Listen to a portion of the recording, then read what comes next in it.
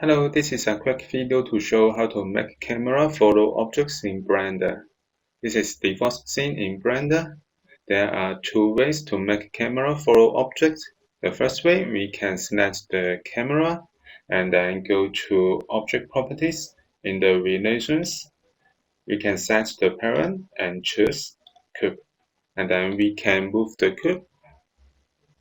Then the camera will follow the cube. I press Ctrl 0 to undo it, and then select the camera and cancel the parent relations. The second way to make camera follow objects, we can select the camera and go to Constraint. We can add object constraint and use track tool. In the target, we can choose cube.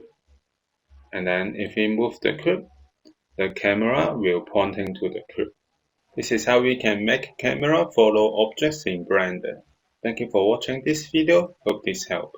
Please subscribe this channel. More video will be shared with you. I'm Artist B. See you in the next video. Bye bye.